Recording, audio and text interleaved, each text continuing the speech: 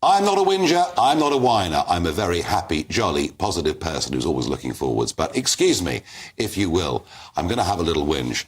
So there are 26 House of Commons committees, 26 of them.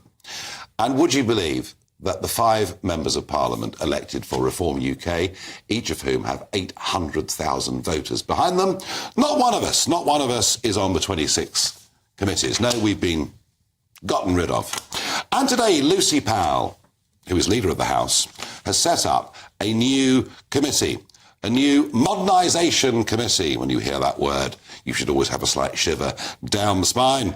And she herself, unusually, is going to chair this committee. It has 14 members, 9 of them are Labour. And I tell you what they're really going for. They're talking about second jobs, but in particular, what they're talking about is broadcasting. And it says the committee will consider what advantages, if any, outside paid engagement, such as media appearances, journalism and speeches furnished to the public versus potential conflicts of interest. Well, folks, I want to tell you this. I don't see any conflict of interest between being an MP and coming here 3 evenings a week for an hour. And by the way, if there are crucial votes, I just won't be here. I don't see any conflicts of interest whatsoever.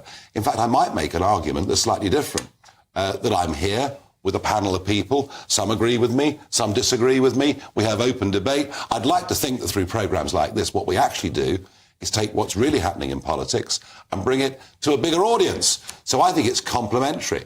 So all I can say to Lucy Powell is this really affects Lee Anderson and myself. And if you're coming after us and think you can bully us, you've picked on the wrong people. I'm not going anywhere. If you want to martyr me, please have a go. So what about this conflict of interest, Trevor? I mean, I know we wouldn't have thought years ago that MPs would be doing broadcasting, but MPs have always written for newspapers, haven't they? Absolutely, and this new modernisation committee has a slightly sinister Orwellian or Cromwellian tang to it. I think that there's going to be a lot more coming out of that modernisation committee, which we aren't ready for. And I think that the target for this is quite certainly the right of centre politicians. And where would they be pointing if David Lammy was still on LBC, for instance?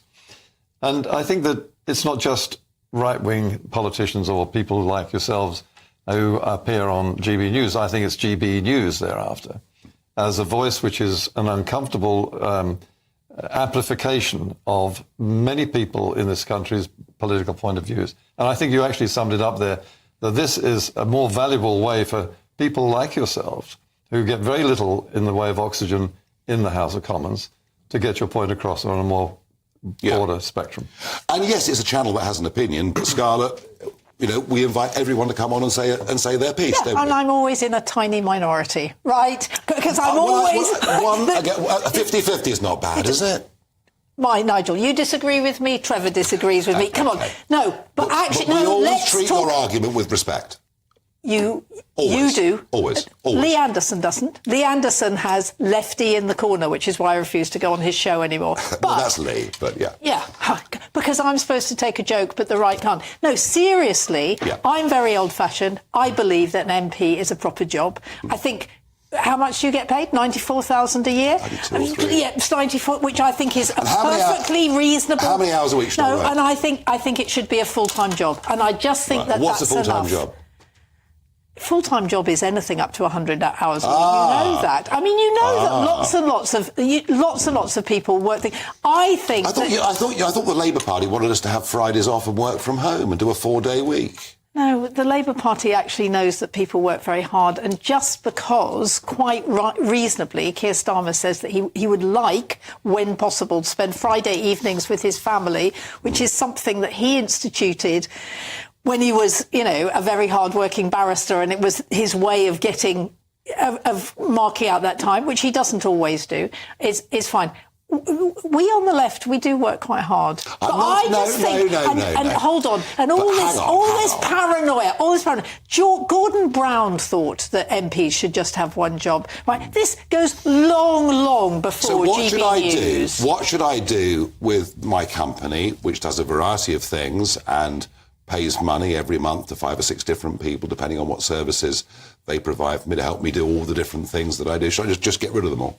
No, I mean, somebody else can run your company, can't they? I mean, it happens over and over again, right? But I just think this thing about having to have, I've got to have this and I've got to earn, what is it you earn, $1 million a year? No, that's obvious. Well, that's what you said. I read it in the Register of Interest. If you read the Register of Interest, you'll see my GB News earnings for August were, do you know how much? Well, presumably almost nothing because you weren't there, right? I was there. It was 0. Anyway, we won't argue about that. There's a broader, more important point. Do we want our members of Parliament simply to be party lobby fodder? Is there not some advantage in them having a hand still in the real world? No, I think what they should also be doing is spending a lot of time in their constituency, sure, and finding out, going out and about, right, rather than. I mean, and of course you go on TV programmes. You always have done, frankly, Nigel, long before you were given one. Sure. That's why we've all heard of you. The BBC gave you your time. There's lots of jealousy out there too, I think. There's a lot of jealousy in the Commons, I think. I mean, why, if a Labour... Let's just say, for argument's sake, that a Labour MP is a general practitioner. Might be quite a good thing for he or she one day a month to actually be in the surgery, to talk to people, to hear what's going on. Yeah, no, and a lot of them, actually, one of the things that MPs do is they quietly write books. But I think, I mean, what a lot of MPs do is they're chairs of things in their constituencies. They do a lot of things for free, right? I think that's fine. I do not understand why MPs have to have a second income. What do you think, Trevor, overall? Do you think Labour are going to crack down hard on this? Probably, if they can get away with it, and I think they are in a position where they can get away with almost anything at the moment. I think your point about GPs is quite interesting, because what do they do in the National Health Service for medical practitioners who want to do some private work on the side? They allow them to do it, and they allow it, and they have allowed it for a very long time in order to make the NHS work. What's the difference? Not much. None. Not much. No, I think I rather agree. I don't know. Jacob, you've been through all of this. Well, there are 2 really important things. First of all, Scarlett, being an MP is not a job. It is an office. And the difference with an office is that you are answerable to your voters for how you've conducted yourself. And if they don't care if Nigel is a presenter on a TV programme, that's their business, nobody else's. And the second thing is that you cannot change conditions of membership without legislation. That it is by law that MPs are elected, and by law that they are restrained in what they can and can't do. It is not sufficient to do this by motion of the House of Commons. And if, Nigel, you were ever suspended by the House of Commons by a mere motion, you should do what Wilkes did and stand in a by-election. And if your voters think your behaviour is good enough, it's good enough. And if you stand in such a by-election, even if you're not standing as a Conservative, which by then I hope you will be, I would encourage people to vote for you against these absurd rules. It should be for voters to decide whether the MP is good enough. And this is purely vindictive to stop Conservatives putting across a Conservative argument, and I use a small c as well as a large c. Well, Jacob, I must say that's brilliantly put, and in fact I'd never thought that I should take you on as a paid political consultant, but clearly I should, because, I meant what I said at the end of my little monologue on it. If they want to martyr me, that's fine. You will win. I'll fight a by-election. I mean, Jacob's point about it being an office is quite a good point, isn't it?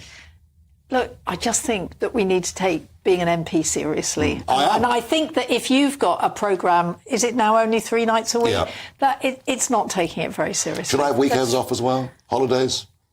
I don't have any. I work all the time. Yeah, I'm sure you do. When the situation was reversed, if I had votes, Nigel stood in for me and did an extra hour. We did it. Being an MP was my first responsibility as an office holder.